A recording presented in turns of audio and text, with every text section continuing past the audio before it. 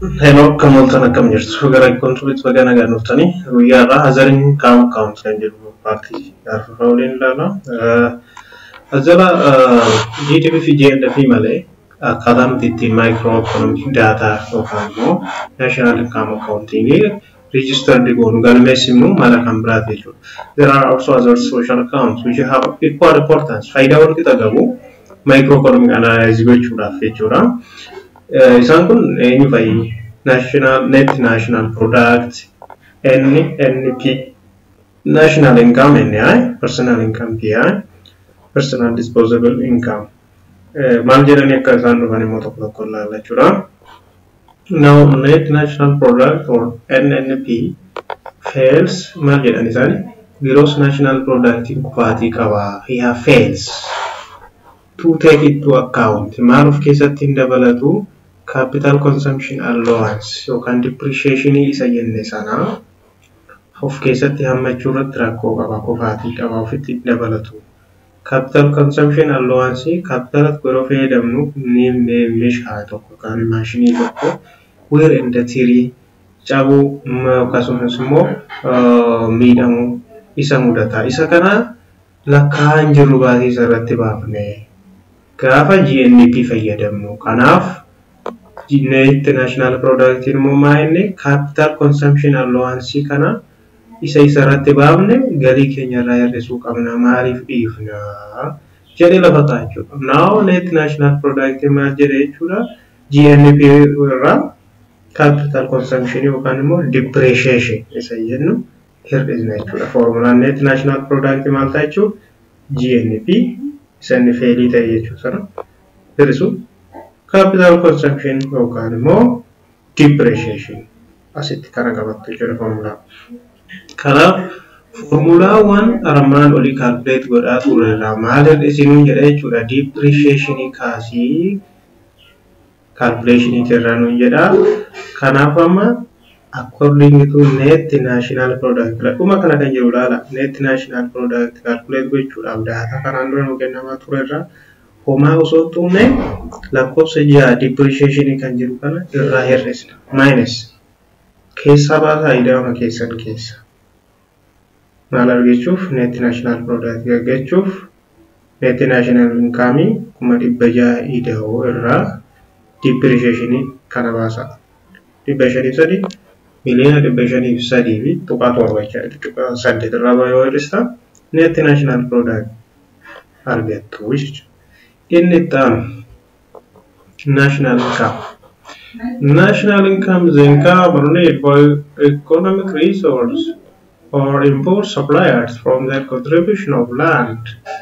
Maal jedhu isaan kun immoo income national income galiin tokko kan inni argamu qabeenya economic qabeenya dinagdee input warra jennu land labor capital internship warra jennu yeroo oomisha waggaa sana keessatti isaan godhan activity isaanii walitti hidhamuudhaanidha kan argannu jedhanii lafa kaa'u. Kanaafuu net national product armaan olii kufaatii qaba. Maal irratti? Indirect business tax yookiin taaksii mootummaan bifa baatiitiin fayyadamtoota maamiltoota sassaabu jechuudha. Maa'inni productive contribution agarsiisu. Gahee yookaan shoora homaan taphatu oomisha keessatti. Kanaafuu maalidha? Government contribute nothing. Mootummaan otoo homaan godhin taaksii irraa fuudhaa jechuudha. Production hin jiru, action homti hin jiru. Service irratti akti wanti ta'e hin jiru. Receipt print gochuu, form irratti barreessu, inni tokko taaksii kaffala, inni tokko irraa fuudha.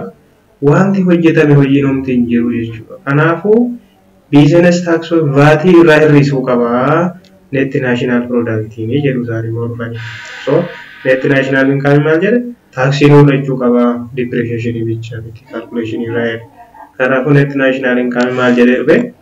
Net national product kan armaan olirraa indirect business tax kan lakkoofsa torba kana iyyuu irraa hir'isuu qabna keessaa baasuu qabna calculation irraa national income itti dhufuufi jedha.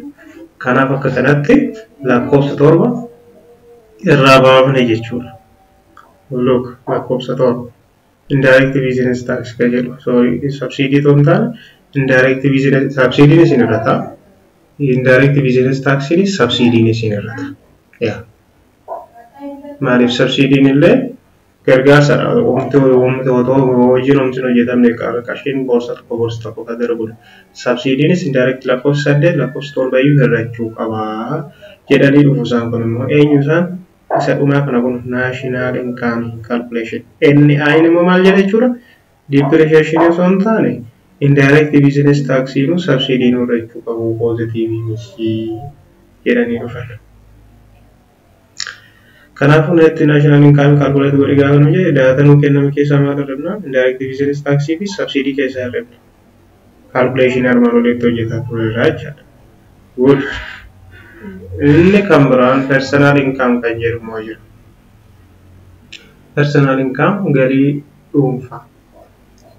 Inni birriin amma yeroo argannu miindaa keenyas haa ta'u waan hojjennurra kallattiidhaan boorsaan nu seenu. So gar tokkotti diverti ta'a jechaadha qarshii.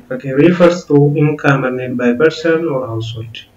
Abbaa warraa tokko galii sassaabbate irraa kallattii mana kaawwatu yookaan immoo kuusa isaa keessan turu galiin inni argatu.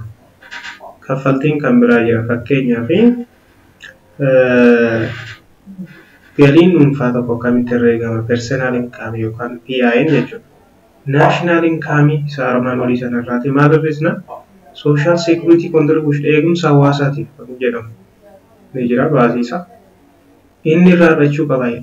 Taaksii corporative company tokko miseensi ta'ee yoo jiraate taaksii kaffaluu irraa hir'achuu qaba. Bu'aa taaksii sana bu'aa kaampaanii sana keessatti argatu return kan inni ta'u inni illee irraa hir'achuu qaba. Garuu immoo maal hidhachuu qaba jedha personal income public transfer payment gargaarsa subsidy kenname hidhachuu qaba.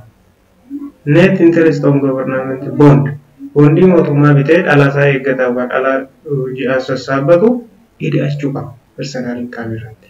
Kanaaf personal income subsidy gargaarsa inni hidhata bondii interestii qabu hidhata social security contribution ofirraa hir'isuu qaba.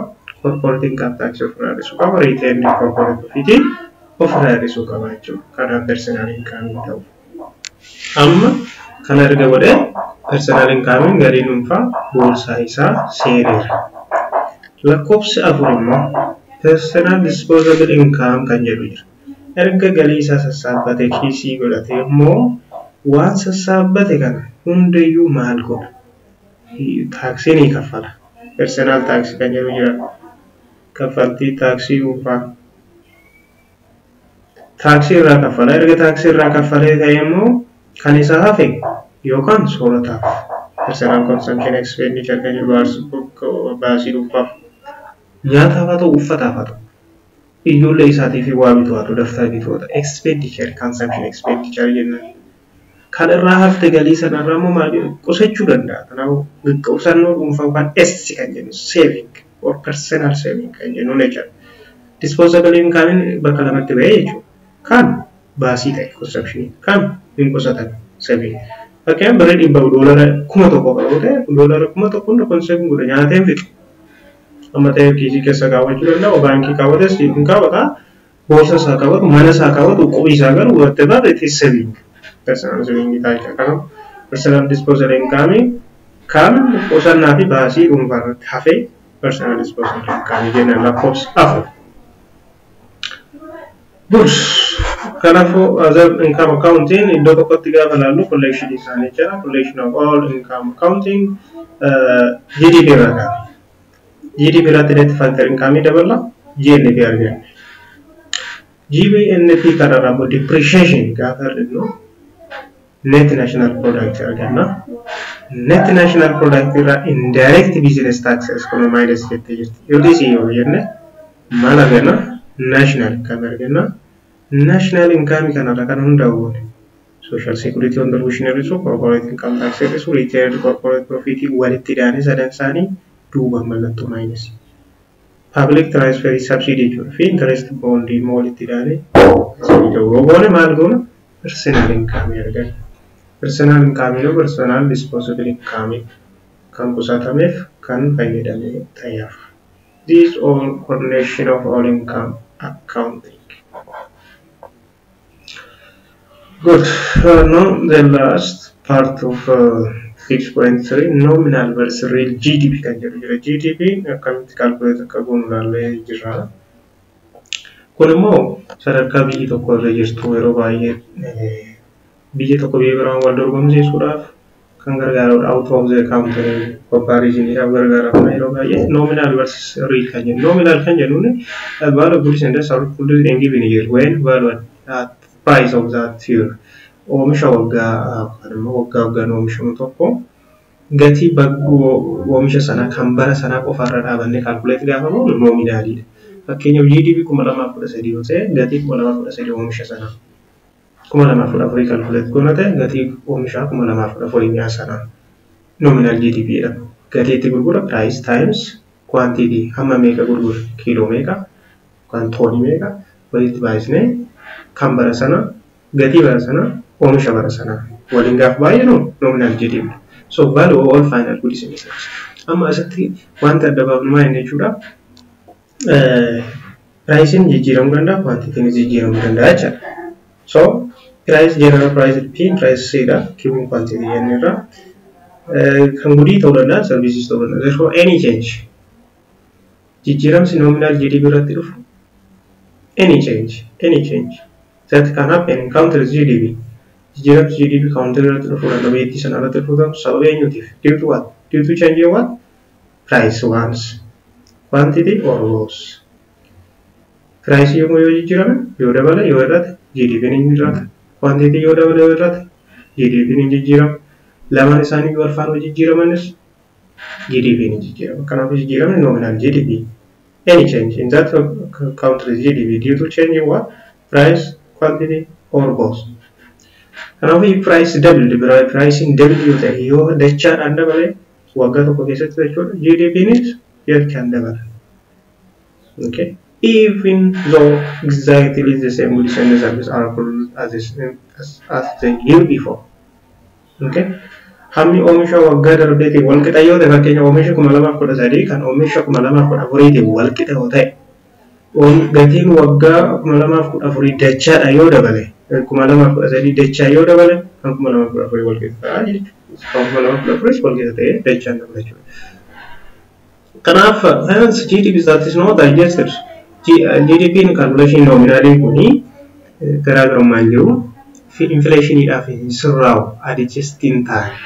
Kan waggaa irratti hundaa'an ta'e waggaa tokko waggaa lama biraatti hin ce'u kan waggaa lammaffaa waggaa sadaffaan wal qabatee daataan isaanii ilaalamu waan ta'eef haalli gabaa ol ka'ee gabbee waan jedhu dubbachaa jiru adjustmentiin hin jiru jechuudha. Qaala'insa isa gabaati inflationiidha.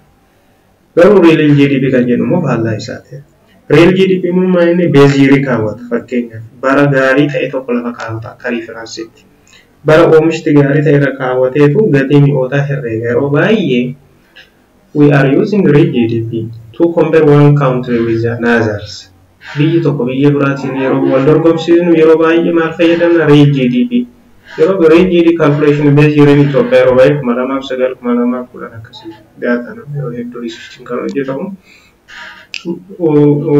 For short maal jechuudha real GDP value final goods and services produced and given year and valued at price of reference base year.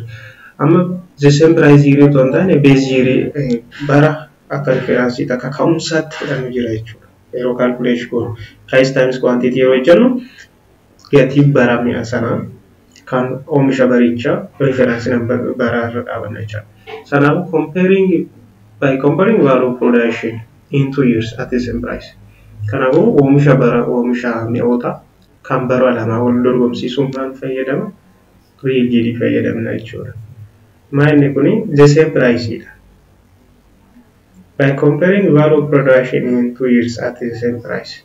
Gatii oomisha tilmaama oomisha bara lama gatii wal fakkaataa fi gatii tokko irra dhaabbachuudhaan compare godhu.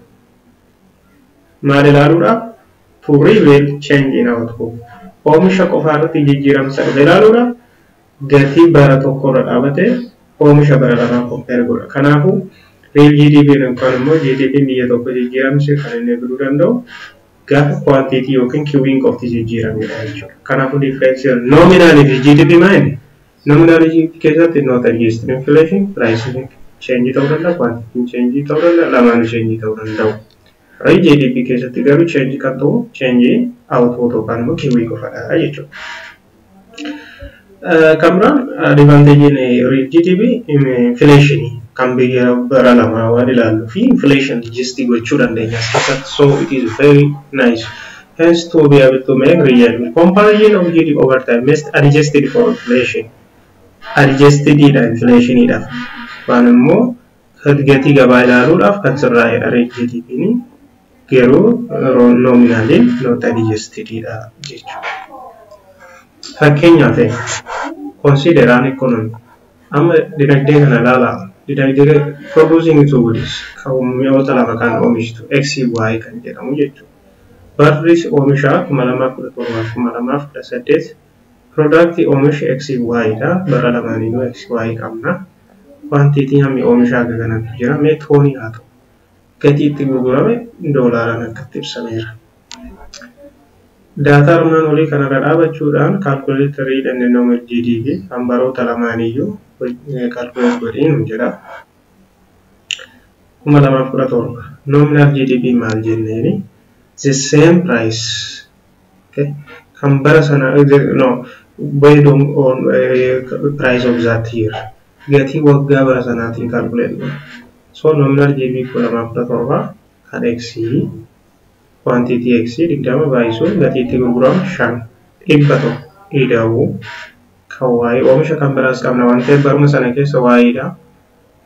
Mtaala 8 oomishne doolaara 50 gurgurree galiin irraa argame 8 baay'isuu 50 dhibbaafuu 401 GDP 2017 nominaaliin doolaara 500. Real GDP sao. Real GDP sao. Real GDP 2017. Real GDP 2017 maal ta'e jechuudha. Bara kun beezirii waan ta'eef bara biraatiin compare goonu waan qabnu nominaaliinis realiinis sesee. Kanaaf 20 baay'isuu 5 ida'u 8 baay'isuu 50. Sanuma ta'e ta'a jechuudha. Bara lama argachuu qabna at least real GDP calculate gochuu. Garuu bara tokkotti calculate godhaa jira taanaan 2017 taanaan kamsiyyuu 2017 beezirii. So maal jennee real GDP beezirii irratti dhaabata jennee kanaafuu beezirii keenyasuma calculate goonaa suma matuma isaa. Note that real GDP and the nominal GDP value are exactly the same in base year. Base year keessatti nominaalis realiinis wal qixa. Base year ni nyundra malamaaf fudhatu. 2018. What is nominal GDP? 2018 itti nominal GDP calculate in goonu maayinni base year keenya 2017 jechuudha. Kanaafuu nominal GDP 2018 X hammam oomishne 25 meeqatti gurgurree 20 walitti meeqa ta'a kunan 500 ida'u. Y meeqa oomishne 100 meeqatti gurgurree 100 kunan oomishne 100tti gurgurree 100 walii yeroo baay'inu galiin Y 100 500 nominaali. Realiin sammoo real GDP 2018 real GDP calculation in base year waan ta'u base year immoo 2017 oomisha 2018 gatii 2017tiin baay'isna. Oomishti change kan ta'u kiwiidha garuu bar pricing constant waan ta'eef price kana formula maaktaay malee real GDP 2018tiin calculate kanaaf 25 baay'isuu 5 Xin 2018 kanan oomishan 2017 oomishatti gurguran isaan baay'isna. Waa'een kana oomishan 2017 meeqatti gurguran 50tti. Gaafa waliin baay'inu kana baay'ee 25 argannaa jira. This is about real GDP and the nominal GDP difference. Jaa qabxii baay'ee asirratti dhiibbaa dubbisuun geggeessina tarii naannoo tokko tokkotti beekamu. Freshman giddu galeessa agarsiin godhatu subjectiin mojuulli kun so hard gara economics senior student itti baay'ee seenee jira. Handoutiin kun irra keessa ilaaluu yaadda. GDP deflator kan jennu jira. GDP deflator jechuun amma calculation isaa nominal GDP hiruu real GDP baay'isuu 100 qalama. GDP deflated ta'e kan inflation dhaaf irraa argachuuf maal goona nominal GDP hiru real GDP. Fakkeenya 500 irra 500 baay'isuu 100 meeqadha? 100 percentii 100 konserraa jechuudha. 2011 GDP deflator. Faayidaan GDP deflator kana maali? It is a calculation of real GDP used for measuring inflation. Why qaala'insa gabaasa barbaadu inflation isa jennu measure gochuudhaaf calculate gochuudhaaf fayyada real GDP irra dhaabanna jechuudha. GDP deflator. GDP deflator maali? Ratio nominal GDP to real GDP baay'isuu 100 jechuudha. Maal agarsiisa? It reflects that what happening maaltu ta'e sadarkaa dinagdee yookaan sadarkaa gabaa price yookaan gatii dinagdee biyya tokko irratti akka walii galaatti maaltu ta'e maaltu ta'aa jira maalirra jira isa jedhu ilaaluudhaaf it reflect what happening overall level of price in economy ilaaluun fayyada jechuudha. Kanaafuu GDP calculate deflator nama torba sun nominal GDP isaa yeroo GDP isaa baay'isuu 100 bashana irratti dhibba arganne jira. Hankuma 2018 immoo nominal GDP kuma 2018 kuma 500 yeroo 625 baay'isuu 100 meeqa dhufe jechuudha. 240 amma interpret godhi ibsi kan jedhamu yoo ta'e immoo kuma 2017 inflation yookaan GDP deflator 100% kuma 2018 240 amma eenyutu irra guddaadha? kuma 2018 tti maal ta'e jechuudha? 140 dabalee jechuudha. Kanaafuu gatiin qaala'insaa yookaan pricing kuma 2018 kan kuma 2017 irra akka 140 dabalee jira jennee ibsina. Which shows price in 2018 was 100% higher than the price in base year. Base year kun kuma 2017 jechuudha. Inni kana jalatti qabamee jiru consumer price index kan jennu kana mala biraa kan ittiin inflation calculate goonudha. Kunis base year quantity irra dhaabanne price gatii mi'oota baay'isuu amma oomisha sana yookaan amma bitame jechuudha. Consumer price index in average change the price paid by consumers gatii mi'oota bitaman mi'oota kan bitaman qofa irra dhaabachuudha. Meeqatu bitame gatii meeqaan bitame seerudha. Kan oomishame toontaane kan bitame kan calculate goon consumer price index. Consumer kan jennu maamila bite. Okay, listiin biraa gatii mi'oota inni bite listii baafnee tartiibessine gatii isaanii kan tartiibessine measurementii weightii kenninee fi calculate goona waliin baay'isna jechuudha. Kanaafuu formulaan isaa price times Q over P naught times Q over Q naught. Garaagarummaa qabu.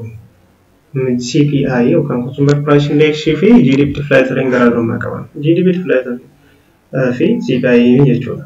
Lamaan isaaniiyyuu information waa'ee overall price sadarkaa gatii mi'ootaa economy biyya tokko haasa'u yookaan information kennu garuu garaagarummaa sadii gurguddoo qabu. There are three key differences between two measures. GDP deflator inni armaan olitti ilaalle measures price of all goods and services produced.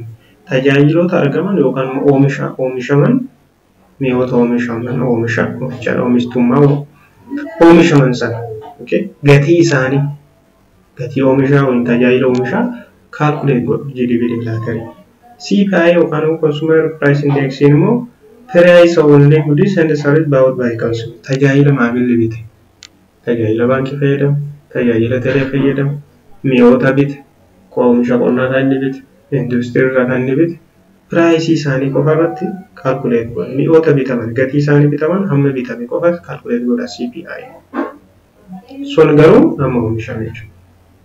Lammaffaa garaagarummaan jiru GDP deflator include only those goods produced domestically. Naannoo kan immoo citizenship biyya oomishe sanarra dhaabata GDP deflator kan biyya biraatti hin jiru. Alarraa kan fakkeenyaaf wanni alaa bitamanii Itoophiyaa seenan GDP deflator keessatti calculate hin ta'e. Okay. Kanaafuu import goods are not part of GDP and do not show up in GDP deflator. Alami ibidne gal yookaan importii GDP deflator keessa calculate hin ta'u. Garuu inflation calculate godha. Sadi CPI consumer price index fixed weights kennaa fi weightii kennaa lakkoofsa kennaa priceota jiranii fi maxxantuu wayii lakkoofsa kennaa fi fixed weightiidha. GDP deflator immoo changing weight. Lakkoofsa change weight sana assign kan inni godhu changing weight fixed weight. CPI lakkoofsa dhaabbata tokko kennaa fi lakkoofsa jijjiiramaa kennaa GDP deflator jecha. Kanaaf in other words, CPI is computed using figurative basket of wood and okay. Nice. Now we are nearly the end of this chapter. There are business cycle. Business cycle in Malay jechuudha. Dinagdeen biyya tokkoo konstaantii miti dhaabbataa miti. Ol ka'aa garuu haalota irra dhaabbata. Isa kan ittiin ibsinu business cycle jenna. Cycle jechuun akkuma naannoo fayyisame ta'e yeroo dinagdeen tokko as takka gubbaa buutu jechaadha. So business cycle refers to recurrent ups and downs of level of economic activity. Up and down ol ka'uu gadi bu'uu sadarkaa dinagdee biyya tokkoo kan ibsinu business cycle jennaan. Countries usually experience beyond yeroo hedduu kananii isaan mudatu experience ta'u up and down kana jecha ol ka'uu gadi bu'uun isaan mudata dinagdee irratti sadarkaa oomisha level of total output irratti akkasuma immoo humna oomishaa employment kan jennu irratti illee yeroo gara yerootti fluctuation yookaan jijjiiramsi isaan mudata jecha. From some period of time total output level will increase yeroo tokkotti yeroo muraasa tokko oomishni oomisha waliigalaa ol ka'a yeroo kan biraa immoo gadi bu'a jechuudha. At times it may decline. Kanaafuu with fluctuation in the overall economic activity. Kanaafuu sadarkaan hojii dhabdummaallee akkasuma faana gadi bu'ee ol ka'a. Yeroo dinagdeen ol ka'u hojii dhabdummaa irra ta'a. Yeroo dinagdeen gadi kufu hojii dhabdummaa hin dabala jechuudha. Karii waliin qaban jechuudha. Amma business cycle suura kaasuuf kan jira. Nafana kaasa. Now vertically maal fayyadame karaa vertically kana level of output fayyadame jechuudha. Output oomisha waliigalaa. Karaa dalga kana immoo yeroo oomisha bara fakkeenyaaf 2019 haa ta'u taayimii keenya godhu. Asirraa asii ol kallattiidhaan maal hin diroo godhaan jira amma diroo godhaan jira karsarii kana laala asii ol kan deemaa jirtu maal godhaatti straight line growth trend. Guddinni karaa inni deemaa jiru imala guddinaa kana diroo godha jira. Straight bicha innaan oragoon maayine growth trend. Amma business cycle diroo godha. Callisnee asidela kana ka'uu dandeenya. Irra kanas ka'uu dandeenya. Rakkoo ammaatuun qabu garuu amma tokko professional fakkeessuuf growth trend gararraadhaa qabu. Amma guddina gararraadhaa ka'ee guddina wayitu jira achi kufee jiru dinagdee. Kufee ka'ee of guddatee kufee jennu. Amma sii gaafa al takka ol kaanee peak yookaan immoo bakka fiixa yeroo geenyu gadi haa deebisu sarara kana. Amma olaa deebisu gadi isaa deebisu. Amma takka olaa deebisu gadi isaa deebisu. Kun bifa karaa boofaa fakkaatu kana kaasuuni amma manda ol deebisee gad deebisaa jettan aluma yeroo meeqa tokko piikiin ol ka'an kan mul'achuu qabu tokko 2 3 4 5 ta'uu danda'a. 2 gahaadha. 3 gahaadha. Garuu sararaa ol ta'uu qaba piikiin. Inni irra keessa ol ka'an sararaa ol ta'uu qaba. Inni sararaa gaditti giingoo fakkaatu kun immoo sararaa gadi ta'uu qaba. Business cycle kun egaa sadarkaa yookaan stage 4 qaba. Sadarkaan tokkoffaa kun ol ka'aa. Sadarkaan lammaffaa ol ka'aa irraa asii gadi siigaataa ooluuf recession jennaan. Bakkeen ol ka'uu kuni peak yookaan boom jennaan. Don't speak boom jennaan. Bakki ol ka'ee asii gadi mucucaataa jiru recession iddoo inni dinagdeen qofaa dadhabaa jiru coronavirus case. Waa isaan kun recession godhaa jira. Iddoo inni dhagee iddoo baree lafa ga'ee taa'e kun depreciation immoo slow jennaan. Asii ol gaafa ol ka'aa dhufuun when it is rise up amma tokko fooyya'aa yeroo deemu expansion yookaan immoo bal'ataa guddataa recovery ta'uuf haaromsaa jira jenna jechuudha. Dinagdeen now it is going to expand recovery ta'aa jira jechuudha asii ol rise up. Dhufee immoo piikii geenye gaddeebee akkana ol ka'e. Kanaafuu kun rakkoon qaba. Kana achitti waliin namayyuu rakkoon qaba. Garuu at least piikii lamaan kan argachuu qabna jechuudha isaan kan argachuu. So business cycle jennaan ishiin kun isheen nuti bifa bofa fakkaatu suurri qaallee kun business cycle jechuudha. sadarkaa yookaan taa'umsa meeqa argine piikii argine yookaan bu'uun kan jedhu recession iddoon asii gadi irra taa'u slow yookaan depreciation kan jedhu sadii expansion or recovery kan jedhu yeroo inni olkaa jiru afur kanaafuu now we have 4 stages slow jechuun depreciation jechuun expansion jechuun recovery jechuun tokko nana 4 phases qabna jechuudha fuula afur argannee business poor or big bakki jedhu kun sadarkaa dinagdeen tokko when which economy is producing high level of output in business cycle bakka dinagdeen oomisha olaanaa oomishtu peak of boom nuu kenna jechuudha bakka kanatti maaltu ta'e it is a point which mark end of economic expansion bakka economic expansion xumura itti ta'uu fi recession immoo itti eegalu bakka kufaatiin dinagdee itti eegalu jechuun dinagdeen gadi bu'u eegalu bakka expansion immoo asii ol deemu asii ol kan deemu expansion jenneera expansion xumura ga'e recession begin ta'e boom yookaan jalatti jira bakka kanatti hojii dhabdummaan gadaanaadha ati unemployment level low business haala gaariirra jira it is good and it's a terrible prosperity yeroo badhaadhina jedhu beekaa jechuudha inni lammaffaa recession contraction amma maaltu ta'e bakka recession kana asii gadi dinagdeen kufaatu decline in economic performance or economic gadi bu'aa yeroo decline ta'a bakka kanatti national income galiin biyyaa gadi bu'aadha businessiin gadi bu'aadha hojiin dhabdummaan immoo haala kana ol ka'aa dhufa jechuudha recession irratti unemployment rise slow yookaan depreciation bakka geenyu kan amma lowest point bakka baay'ee gadi bu'aa bakka kanatti maa inni recession inni stage lammaffaa dhumarra gahuu fi bakka economic recovery expansion itti beekin inni ta'u jechuudha bakka kana excess of an amount of unemployment dinagdeen baay'ee dadhabaa yeroo hojii dhabdummaan baay'ee guddatee jira dinagdee hojii dhabdummaan baay'ee guddatee jira jechuudha inni ta'u recovery expansion yerootti dinagdeen ol ka'aa jiru expand yeroo inni ta'aa bakka kanatti economy start to grow recover economy guddachuu yeroo inni eegalu there is option of economic activity between bakka kanatti dinagdeen bal'achaa ol haaromsaa yeroo deemu jechuudha which is business cycling tokko waan business cycling godhu the point from one peak to the next peak from one to the next point tokko kan into business cycle taari jechuudha business cycling kun yeroo muraasa short term fluctuation long term through false influence which one of the following shows business cycle one business cycle includes from one point to another peak business cycle is short term trend path of GDP is past GDP will take if factors of production work full employed so business cycle may be varied in duration intensity hammanis turtiidhaanis business cycling garaagara waggaa even waggaa biyyaa biyyattiyyuu garaagara jechuudha kana business cycling akkamitti hubachuun gaariidha microeconomic problems kan jedhuun yeroo ittaanu dhiyeessuu yaala so hanga kanatti dubbisaa gaarii isiniif haa ta'u turtii gaarii